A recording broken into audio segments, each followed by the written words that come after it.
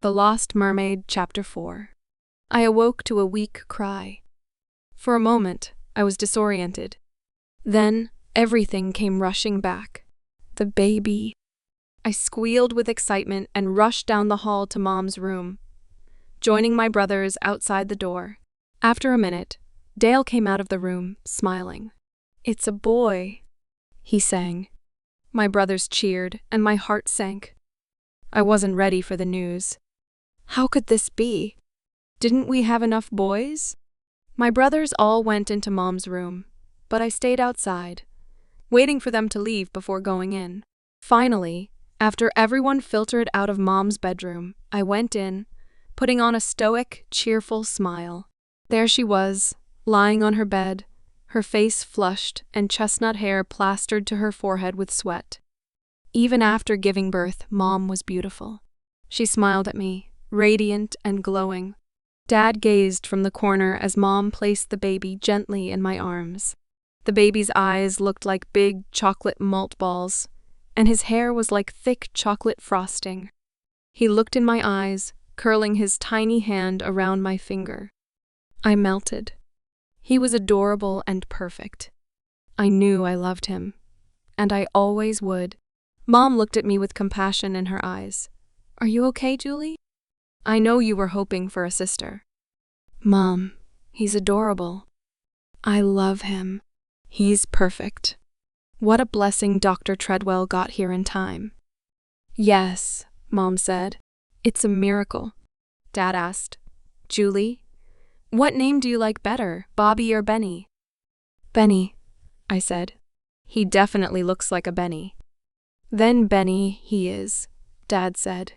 Mom smiled at my dad. One of her smiles said volumes of love for him, the man who worked hard to provide and was a good example of a God-fearing man to her sons. As he smiled back, I placed Benny in Mom's arms and slid out of the room so they could be together. As I peered out the window in the hallway, I was met with a disheartening sight instead of the familiar river. I saw undulating waves of brown, murky water. Ditches had become creeks, creeks had become rivers, and the river had become an ocean. Giant redwood logs barreled down the current like battering rams. They smashed fences and barns like Lincoln logs. White waves crashed, pushing down anything in their path. Amidst the tumultuous current, I heard the harrowing shriek of a cow as it careened along, completely at the mercy of the water. I couldn't help but wonder what fate awaited it as it was swept towards the open sea. And then, to my horror, I saw 2 more cows floating downstream, their cries piercing through the chaos.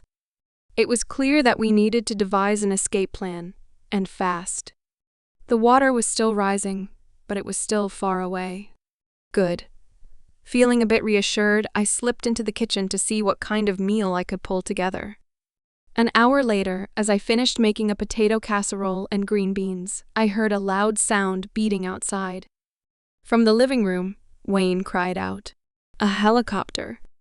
As we all held our breath, watching the aircraft descend lower and lower, my heart raced. For a moment, it looked like the chopper was going to crash into our farmhouse or our trees. But to my relief, the pilot managed to land safely next to our home. But the propeller blades continued to spin, and I couldn't help but shake the feeling they may whip off and hit the house. Despite my worries, I could see people sitting inside the open-sided aircraft, seemingly settled and calm. The pilot jumped out of the helicopter and ran towards our house. Dad greeted him on the front porch, leaving the door wide open. I stepped into the living room, standing halfway in the room, wanting to observe but not talk to anyone. A sacred reverence had filled my heart ever since Benny was born. I didn't want to speak in case I'd lose the feeling. I noticed Dad holding a small bundle in his arms, looking down at it with a warm expression. He glanced up to face the pilot, who I recognized as his old friend Scotty Barrett. His expression was the exact opposite of Dad's, a mix of fear, shock, and exhaustion. "Frank, is everyone okay? The flood is covering the whole valley. I just picked up the Nunez and Leonardo families off their roof. My land, Dad said. Scott continued, I have supplies and provisions. Do you need anything? Dad shrugged. We don't need anything. We're cut off, but we have all we need. There are some people over on the other ridge that may need help. Alrighty. All the bridges are out except Fern Bridge, so you may be marooned for a while. Dad nodded in acknowledgement. We'll be fine.